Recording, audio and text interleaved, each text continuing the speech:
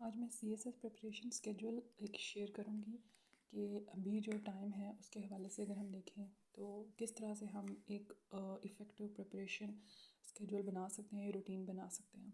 सबसे पहले अभी हमें देखना है कि अभी चूँकि चल रहा है मार्च का मंथ और इसके कुछ डेज़ रह गए हैं, उसके बाद अप्रैल शुरू हो जाएगा और रमज़ान भी है साथ।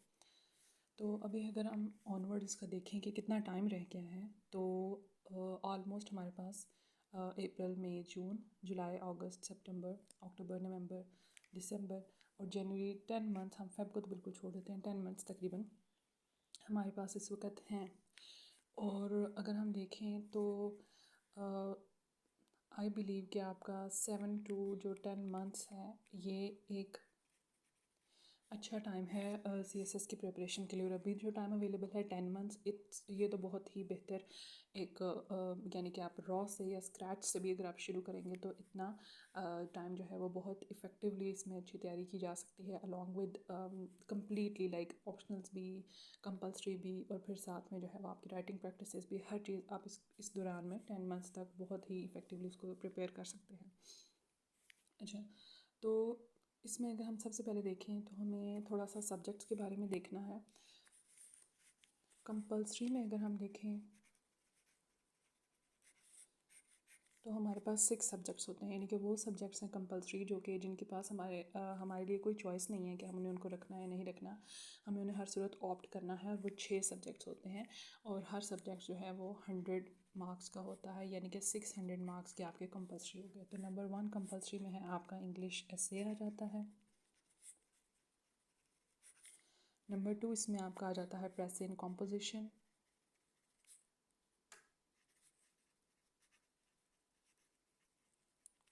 ठीक है, उसके बाद आपका आ जाता है GSA यानी कि जनरल साइंस एंड एबिलिटी और करंट अफेयर्स। और उसके बाद आ जाता है आपका पाक अफेयर्स। और इसके साथ जो आपका 6th है वो है आपकी इस्लामियात, जो कि आप इंग्लिश या उर्दू में ऑप्ट कर सकते हैं, that is completely your own choice.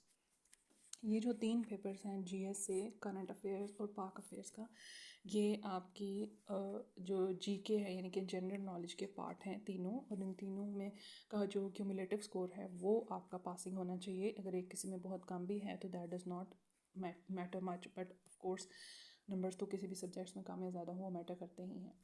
तो ये हमारे पास है इसका एक ब्रीफली आपको मैंने बताया कि 6 हमारे पास कंपल्सरी हैं सब्जेक्ट्स। तो इसका अगर मैं अभी आपको एक प्रिपरेशन इसका स्केड्यूल बताऊँ तो उसमें क्या होगा। अब आपके पास चूँकि 600 नंबर के ही आपके पास ऑप्शनल्स भी हैं 600 मार्क्स के, जिसमें से एक जो है वो आपका 200 मार्क्स का होगा और बाकी जो है ना वो आपके ईच 100 मार्क्स के, या उसमें भी जो है वो हो सकते हैं इस तरह से। तो 400 मार्क्स वो हो गए और ये आपके पास 600 ये आ गए। तो वो जो एक 200 का है उसके बेसिकली 2 पेपर्स हैं, तो आप ये कह सकते हैं कि इसमें भी आपके टोटल 6 ही पेपर्स हैं ईच 100 मार्क्स का। तो इसमें अगर हम देखें कि अभी हम जो प्रिपरेशन एक स्केड्यूल बनाएंगे वो किस तरह से होगा, बहुत ही इफ़ेक्टिव होगा। इस तरह से होगा कि आप एक तरतीब से उसको लेकर चलेंगे और आपकी एक अच्छी बेस बनेगी, और फिर उसके ऊपर आप अपनी मर्ज़ी से फिर आप जिस तरह से भी उसमें ऐड अप करते जाएंगे वो चीज़ें बेहतर होती जाएंगी मज़ीद।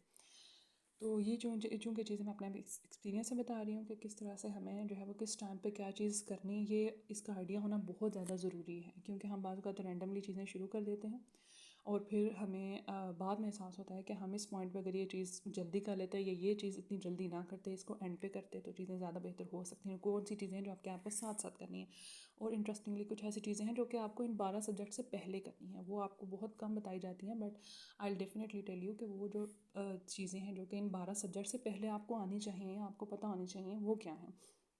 तो अब जो ऑप्शनल सब्जेक्ट्स हैं, अब ऐसा है कि जो ऑप्शनल सब्जेक्ट्स होते हैं मोस्टली उनका syllabus is sort of fixed, वो चीज़ें इतनी ज़्यादा चेंज नहीं होती। अभी जो क्वेश्चन पेपर्स आ रहे हैं वो तो बहुत ज़्यादा अप्लाइड सेंस में आते हैं, तो वो आपका कॉन्सेप्चुअली आपको क्लियर होनी चाहिए चीज़ें हर सब्जेक्ट में, तो वो उस तरह से पूछी जाती हैं, वो आपको आनी चाहिए।